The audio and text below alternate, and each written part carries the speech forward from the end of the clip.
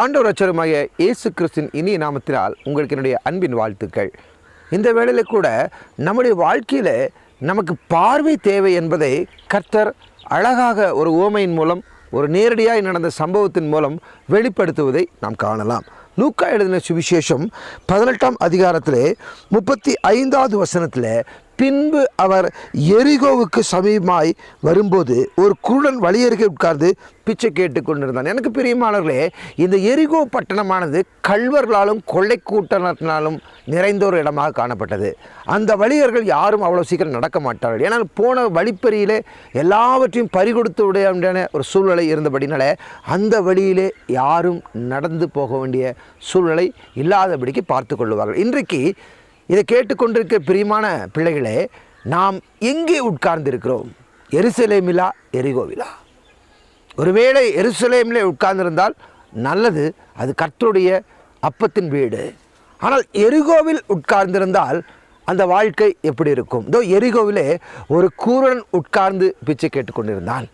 அந்த வழியிலே ஆள் நடமாட்டம் இல்லை. அந்த ஆள் நடமாட்டம் இல்லாத இடத்திலே அவன் உட்கார்ந்து பிச்சை கேட்டுக்கொண்டிருந்தான். இன்றைக்கு கர்த்தராகிய இயேசு கிறிஸ்து சொல்லுகிற வார்த்தை, நீ எங்கே இருக்கிறியோ அங்கே நான் வந்து உன்னை மீட்டு கொண்டேன். அவர் கடவுள், அவர் கடந்து வருகிறவர். 36வது வசனம் இப்படியாக சொல்லுகிறது, ஜனங்கள் நடக்கிற சத்தத்தை அவன் கேட்டு. பாருங்கள், அவன் குருடன் தான், ஆனால் அவனுக்கு காது கேட்டது. இன்றைக்கு அனைவருடைய வாழ்க்கையில் கண்கள் குருடு தன்மையாக இருக்கிறது. உலகத்தின் பொருட்கள் மேலே இன்பம், சிற்றின்பம், பலவிதமான பணம், பொருட்கள் எல்லாவற்றையும் சம்பாதிக்க வேண்டும் என்று சொல்லி அவர்கள் கண்கள் திறந்திருக்கிறார்கள், காதுகளும் அந்தமாக இருக்கிறது. இவனுக்கோ கண்கள் குருடு, ஆனால் காது நன்றாக கேட்கிறது. வேதம் சொல்லுகிறது, ஜனங்கள் நடக்கிற சத்தத்தை கேட்டு இதை என்ன என்று விசாரித்தான். அவன் கேட்டதோடு கூட நிறுத்தவில்லை, அவன் விசாரித்தான். இன்றைக்கு அநேக நாட்களாக திருச்சபையிலே, சபையிலே உட்கார்ந்து பேசிக்கொண்டிருக்கிற நாம், வேதவசனத்தை தியானித்து கொண்டு கேட்டுக்கொண்டிருக்கிற நாம் விசாரிக்கிறோமா? ஆண்டவரே, இந்த வார்த்தைக்கு என்ன அர்த்தம்? இந்த செய்திக்கு என்ன அர்த்தம்? நம்ம எல்லாம் சொல்கிறோம், இந்த செய்தி நல்லா இருந்துச்சு, இந்த பாஸ்டர் இந்த செய்தி ரொம்ப பிரயோஜனமாக இருந்துச்சு, ஆனால் அதை அப்ளை பண்ணுறோமா? இன்னைக்கு விசாரித்தான். இவன் விசாரிக்கிறான். என்ன? அந்த இடத்துல அழகாக ஜனங்கள் சொல்லுகிறாங்க, நசரேயனாக இயேசு போகிறார் என்று அவனுக்கு அறிவித்தார்கள். இன்றைக்கு சுவிசேஷம் இந்த குருடனுக்கு அறிவிக்கப்பட்டது போல எல்லாருக்கும் அறிவிக்கப்படுகிறது. எல்லாரும் கூப்பிடுகிறார்களா? இல்லை. ஆனால் இவனோ நசரேயனாகிய இயேசுவே, தாவீதின் குமாரனே, எனக்கு இறங்கும் என்று கூப்பிட்டான். பாருங்க, அவன் தாவீதின் குமாரன் கிறிஸ்து என்பதை, இயேசு கிறிஸ்து என்பதை அவன் அறிந்து வைத்திருந்தான். குருடன் தான், வழியருகே உட்கார்ந்தவன் தான், பிச்சை கேட்டு கொண்டிருந்தவன் தான். ஆனால் அவனுக்கும் வேதாகம அறிவு இருந்தது. இன்றைக்கு பிரியமானவர்களே, நமக்கு வேதாகம அறிவு இருக்கிறதா? பரிசுத்த வேதாகமத்தை தியானிக்கிறோமா? இல்லை ஞாயிற்றுக்கிழமை சபைக்கு போயிட்டு அப்படியே அதே வேகத்தோடு போய் விடுகிறோமா? ஒரு கணம் சிந்தித்து பாருங்கள். வேதமே வெளிச்சம்.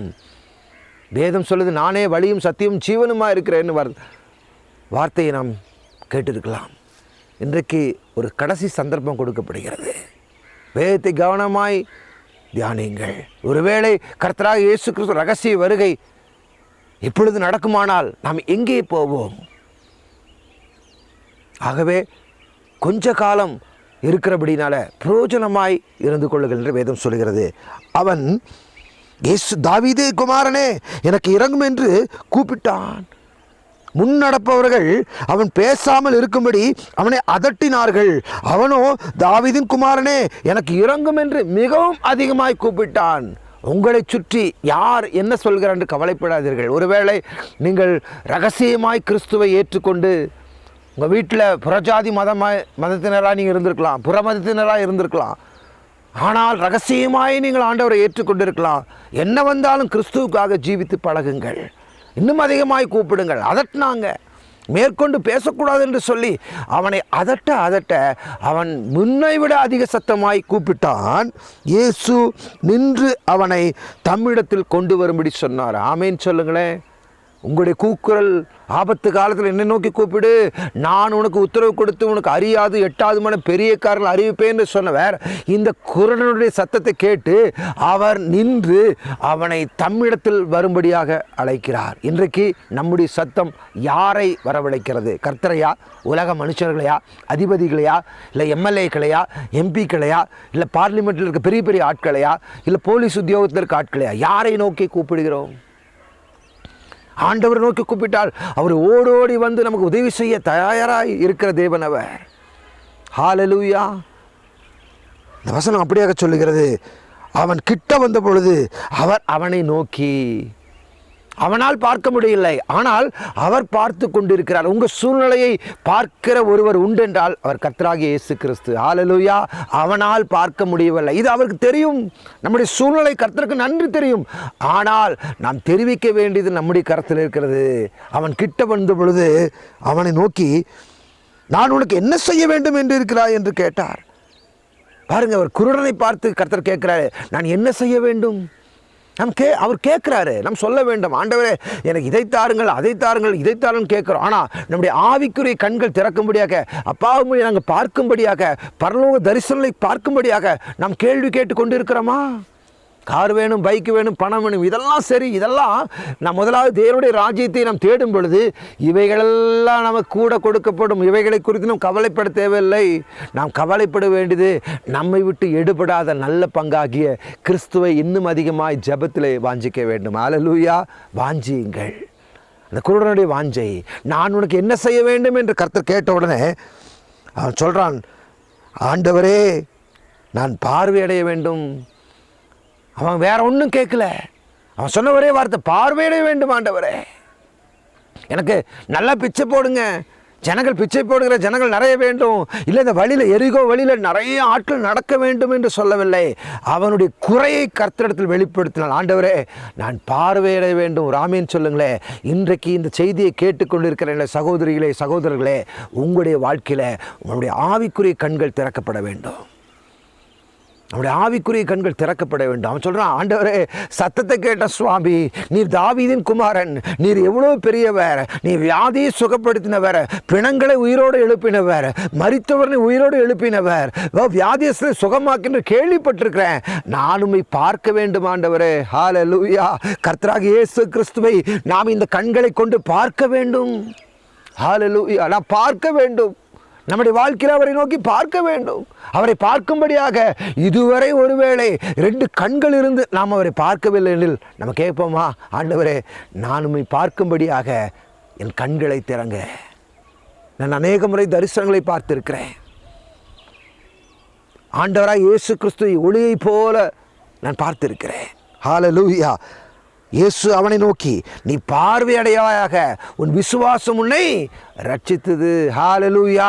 உன் விசுவாசம் உன்னை ரட்சித்தது. அவன் கேட்டான், விசுவாசத்தோடு கேட்டான். இயேசு ஒருவரால் மட்டுமே என்னை பார்வையடைய செய்ய வைக்க முடியும் என்று அவன் பரிபூர்ணமாக விசுவாசித்தான். அவர் சொல்றாரு, நீ உன் விசுவாசத்தின்படியாக கடவுது. அப்போ இன்றைக்கு ஏன் அற்புதம் நடக்கலை? இன்றைக்கி நம்ம வீட்டில் அடையாளம் இல்லை, ஏன் சமாதானம் இல்லை, ஏன் தொழில் பற்றாக்குறை, ஏன் வருமான பற்றாக்குறை, ஏன் சுகவீனம்? நான் விசுவாசத்தோடு கேட்கவில்லை. இன்றைக்கு விசுவாசத்தோடு கேளுங்கள்.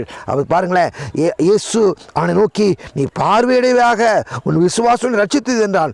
உடனே அவன் பார்வையடைந்து தேவனை மகிமைப்படுத்தி கொண்டே அவருக்கு பின் சென்றான். ஜனங்கள் எல்லாரும் அதை கண்டு தேவனை புகழ்ந்தார்கள். குருடன் ஊழியனாய் மாறினான். கேட்டான், பார்க்க முடியல, கத்தினான், கதறினான். அவர் நின்றார், இவர் வந்தார், என்ன வேண்டும் என்று கேட்டார். ஆண்டவரே நான் பார்வை.